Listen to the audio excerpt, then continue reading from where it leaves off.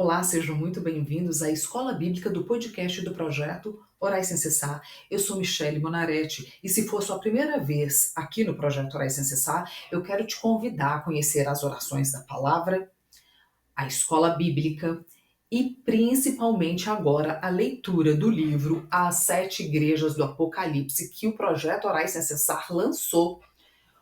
O livro As Sete Igrejas do Apocalipse é um estudo sobre o comportamento humano.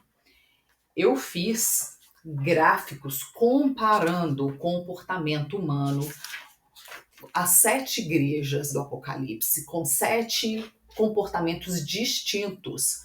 Ainda relacionei as sete bem-aventuranças que o Senhor Jesus falou no Sermão do Monte e relacionei também com as sete cartas que Paulo escreveu a outras sete igrejas. Em cada igreja, eu fiz essa relação separadamente. Você vai encontrar em cada igreja o estudo detalhado sobre seus pontos positivos, os seus pontos negativos, qual é a advertência que o Senhor dá a cada igreja, qual é o prêmio que o Senhor Jesus promete a cada igreja, aquela que cumprir com êxito a sua tarefa. Como eu já tenho dito, o link para você adquirir o e-book já está disponível no site do Projeto Orais Sem Cessar. E para quem acompanha o Projeto Orais Sem Cessar em outro país, também já é possível adquirir o livro físico no site da Amazon. Logo, logo eu vou estar disponibilizando o livro físico aqui no site do Projeto Orais Sem Cessar também. E acompanhe toda segunda-feira. Essa semana, na segunda, eu já comecei o capítulo 4.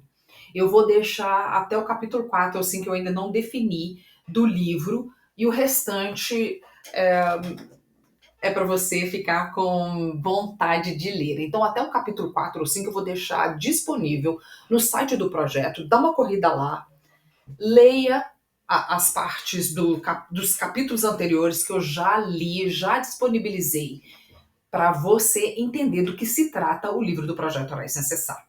Bem, voltando agora para a nossa aula, nós estamos estudando o livro de Atos. Na última semana, nós abordamos as primeiras conversões e as primeiras prisões, né? As perseguições, na verdade. Hoje, nós vamos começar a falar sobre a cura do coxo e o segundo sermão de Pedro, logo depois dessa cura.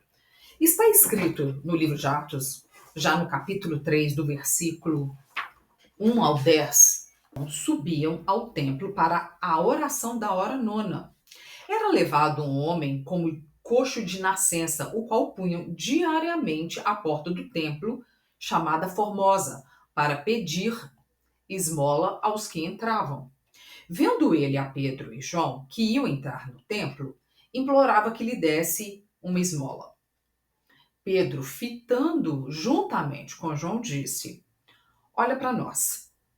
Ele os olhava atentamente, esperando receber alguma coisa. Pedro, porém, lhe disse: Não possuo nem prata nem ouro, mas o que tenho, isso te dou. Em nome de Jesus Cristo, o Nazareno, anda. E tomando-o pela mão direita, o levantou imediatamente, e os seus pés e tornozelos se firmaram. De um salto, se pôs em pé, passou a andar e entrou com eles no templo, saltando e louvando a Deus. Viu todo o povo a andar e a louvar a Deus, e reconheceram ser ele o mesmo que esmolava assentando à porta formosa do templo, e se encheram de admiração e assombro por isso que lhe acontecera.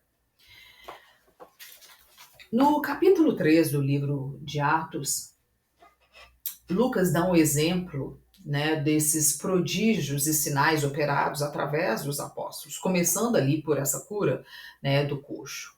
Nesse caso, através de Pedro e João, essa cura miraculosa, milagrosa do coxo, que pedia esmolas ali à entrada do templo em Jerusalém, né? mesmo após receberem essas novas instruções sobre o propósito divino, os apóstolos e os novos convertidos de Jerusalém continuaram a cumprir esses costumes dos judeus, que era frequentar o templo regularmente, né, na hora em que os judeus estavam ali também para adoração. Em uma tarde em que Pedro e João foram ali ao templo, a hora do sacrifício, cerca de mais ou menos 3 horas da tarde, conforme o nosso horário, ao passarem ali pela porta chamada Formosa, conforme está escrito no livro, que levava do pátio dos gentios para o pátio das mulheres, a atenção deles foi atraída por esse coxo de nascença que estava ali sentado, né, que os chamou. Estava ali prostrado, pedindo esmola a todos que passavam, e ele não perdeu a oportunidade. Quando ele viu Pedro e João passando, também pediu. O coxo chamou a atenção ali deles, né? E Pedro logo ordenou-lhe que se levantasse e andasse, invocando ali a autoridade do Senhor Jesus, o Messias, né? Após ser curado, o ex-coxo, então se ergueu-se, né, sobre os seus pés, começou a adorar a Deus, saltando e chamando a atenção de todos os que estavam ali presentes, igualzinho o Senhor Jesus fez. Eu não sei quem viu ou quem acompanhou aquela série do The Chosen, eu achei bem detalhado, assim, mostra com bastante parece veracidade, como realmente deve ter acontecido naquela época, né? O alvoroço das pessoas ao verem aqueles que aquela pessoa era conhecida ali de todos que passavam no templo, né? Que iam ali, entravam no templo para adorar. Não era claro, ficavam alvoroçadas sem entender o que estava acontecendo, porque até então era uma pessoa, um pedinte, uma pessoa que estava à margem da sociedade, que não trabalhava, porque naquela época não é como nos dias de hoje, né? Que nós temos aí as partes, né? As empresas são obrigadas a ter parcelas para PCD, pessoas com deficiência. Naquela época não era assim que acontecia. Então, quem tinha algum tipo de deficiência vivia ali, né, pedindo esmola para poder sobreviver. A palavra fala que ele era colocado ali para pedir esmola, né? Então, como foi na época de Jesus, assim aconteceu com o coxo. Foi uma grande emoção ver aquele, né, que era conhecido por todos, que frequentava aquele lugar, andar desembaraçadamente. E como foi das outras vezes, claro, né, como na época do Senhor Jesus, conforme pode-se ver ali, né, representado nessa série do The Chosen, aglomerava-se, né, uma multidão ao redor. E, claro, aglomerou-se ali uma multidão ao redor de Pedro. E, claro, Pedro aproveitou ali o ensejo para anunciar o Senhor Jesus como Messias, que foi rejeitado e crucificado pelos próprios judeus. Porém, agora levantado dentre os mortos, oferecendo remissão de pecados e dando, né, o cumprimento das promessas proféticas feitas a Israel. E não só isso, mostrando ali o poder que tinha ficado sobre aqueles que creem na palavra do Senhor, a fazer, como o próprio Senhor Jesus dizia, né, que depois depois da ida dele, né, que aqueles que criam no Senhor, a igreja do Senhor, fariam os mesmos sinais que ele fazia. Então, enquanto Pedro ali fazia o seu discurso, né, o ex-coxo estava ali, caminhando, andando, dando testemunho da verdade que Pedro estava pregando, né? E muito provavelmente fazendo ali menção da passagem do profeta Isaías, porque como eles estavam no meio de judeus, no templo dos judeus, citava muito provavelmente os profetas, onde foi feita essa profecia do que aconteceria na época, né, do Senhor Jesus. Em Isaías, no capítulo 35, 6 diz: os coxos saltarão como servos. Então, muito provavelmente ali Pedro e João lembrando as profecias, né, aos judeus, do que o que estava acontecendo nada mais era do que aquilo que já tinha sido dito através dos profetas. E aí ele fala: levanta-te e anda ali com o coxo. O pedido do coxo foi simples, apenas uma esmola, e os apóstolos, conforme já instruído pelo Senhor Jesus, né, quando o Senhor falou com eles para saírem a pregar nas outras regiões, que eles não deveriam levar nem bolsa, alforjes, sandálias, ou seja, eles deveriam confiar na graça de Deus. E, portanto, Pedro disse: não tenho ouro nem prata, mas o que tenho, isso te dou.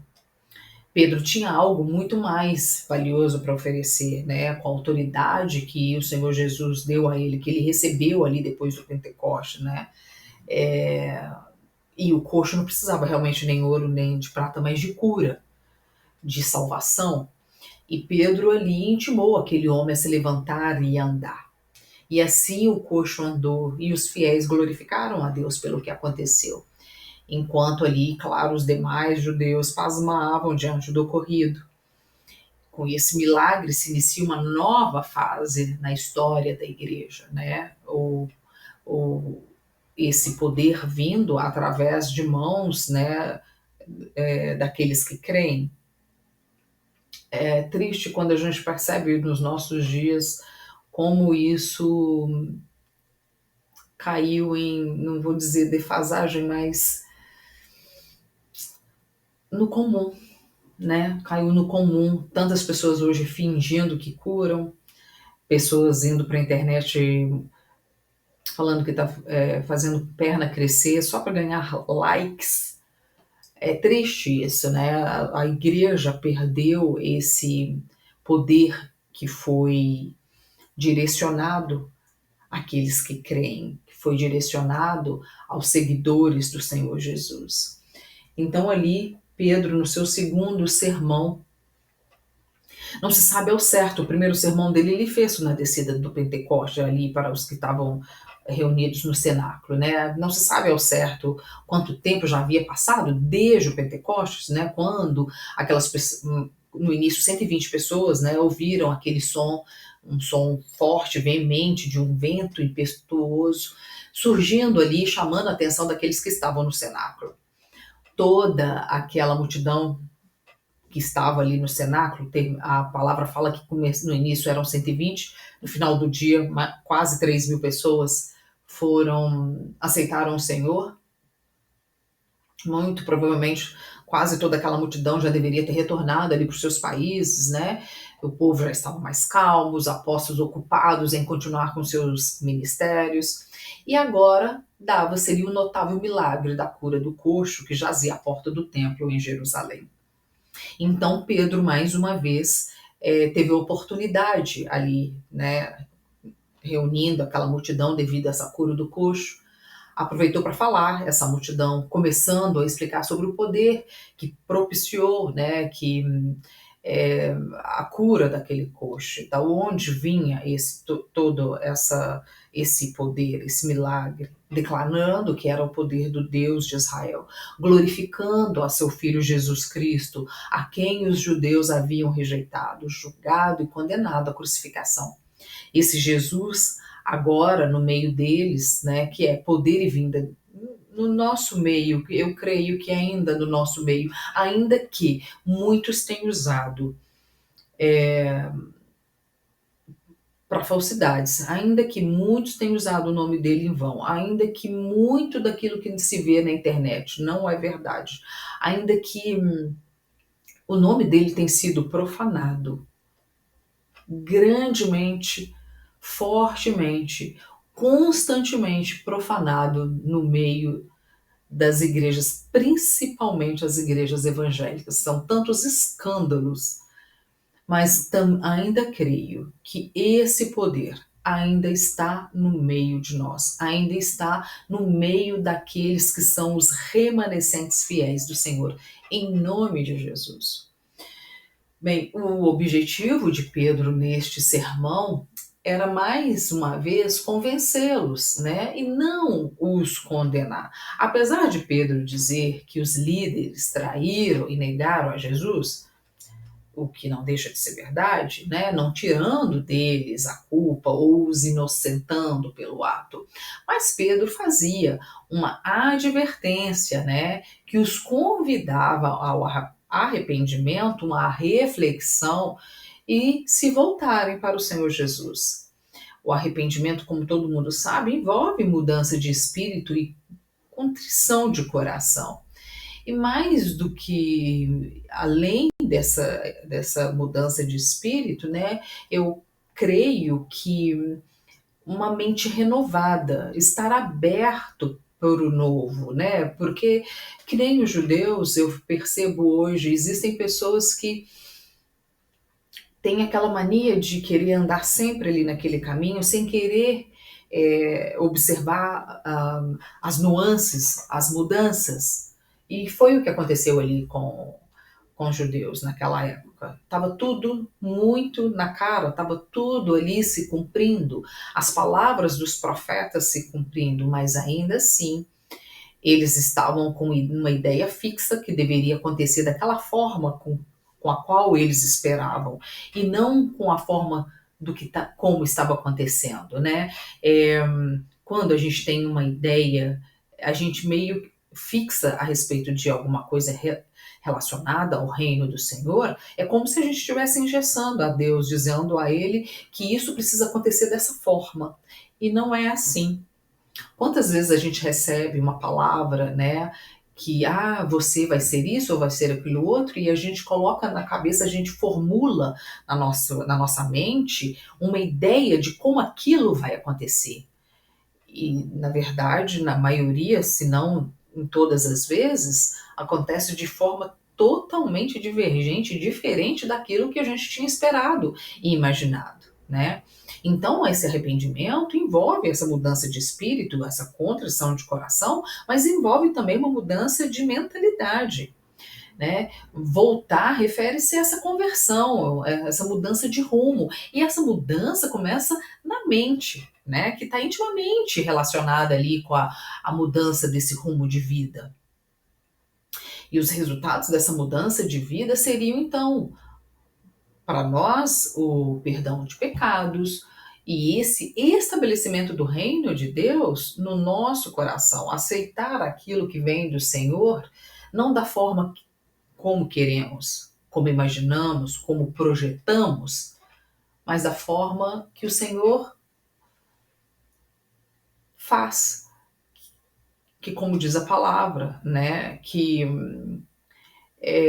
os caminhos deles não são os nossos caminhos, nem os pensamentos deles os nossos pensamentos. Assim, ele fala que os caminhos deles são maiores que os nossos caminhos, e os pensamentos deles muito mais elevados que os nossos pensamentos. Então, direcionar um estudo, direcionar uma profecia, direcionar uma palavra em apenas né, de uma forma, num caminho, é engessar o Senhor. Por isso eu estou te convidando a ler o livro As Sete Igrejas do Apocalipse. É um estudo totalmente diferente daquilo que eu tenho certeza que você já ouviu dizer das sete igrejas. O livro também foi para mim uma surpresa quando eu comecei a escrevê-lo, porque também me mostrou um caminho bem diferente daquele que eu estava acostumada a ouvir, né? Até ler, até o entendimento da própria palavra. Então, eu te convido a ter essa reflexão, esse abrir o seu coração para o novo, por uma visão inovadora, né? Então, concluindo aqui a aula de hoje, na parte final do sermão, Pedro trata de assuntos relacionados aos israelitas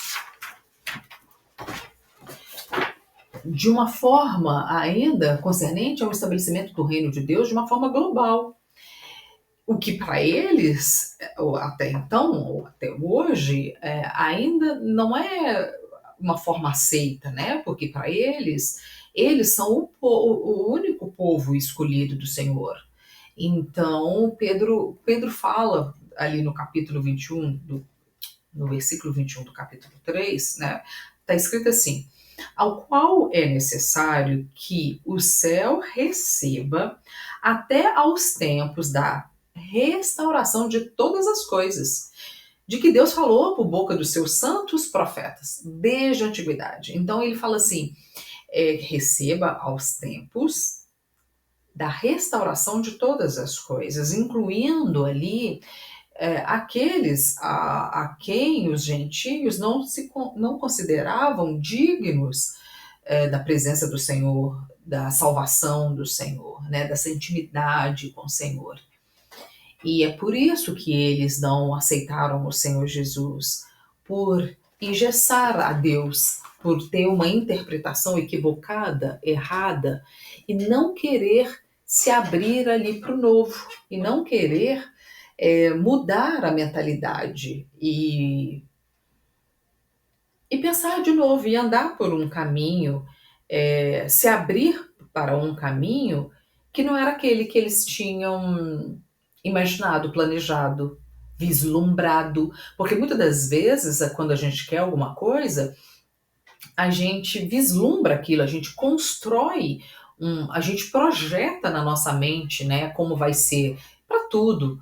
Quando a gente quer casar, você imagina, projeta, idealiza a pessoa, o lugar que você vai morar, o que você vai fazer, para onde vai viajar, como é que vai ser seu casamento. Assim é com o seu trabalho, assim é com uma aquisição de uma casa, de um carro, assim é na nossa vida pessoal, enfim. E muitas das vezes a nossa frustração está ligada àquela projeção equivocada que nós fizemos de uma coisa que no nosso próprio coração. E quando aquilo não acontece da forma com a qual a gente tinha imaginado, projetado, sonhado, vislumbrado, aí vem a frustração. E é por isso que muitas das vezes nós estamos tristes por idealizar demais e não confiar no Senhor da maneira dele e deixar de ser, ficar fazendo ali imaginando uma coisa fictícia, né? Enfim, e por isso que Pedro, mais uma vez ali, tentou chamar as pessoas à realidade, tentou chamar as pessoas ali à interpretação correta da palavra. E é por isso que o estudo da palavra, eu tenho falado isso toda semana, na escola bíblica, na leitura do livro, nas orações da palavra, quão importante é a interpretação da palavra, quão importante é conhecer aquilo que nós estamos lendo. A gente vê, foi discussão essa semana no grupo, no pequeno grupo, né, na célula que eu participo na minha igreja, de quão as pessoas, muitas das pessoas ainda não têm entendimento das passagens bíblicas. Quantas dúvidas aparecem nesses pequenos grupos, né? Quanta discussão, porque ainda não se tem entendimento daquilo que está escrito. Quanta dúvida, quanto questionamento, e por isso, quantas vezes trocamos os pés pelas mãos, por não saber identificar os ensinamentos do Senhor para as nossas vidas, né? Principalmente nas tomadas de decisões. Por hoje é só. Eu quero te agradecer, você que tem acompanhado a Escola Bíblica, o Projeto Orar e Se Cessar, quero te agradecer por estar aqui comigo.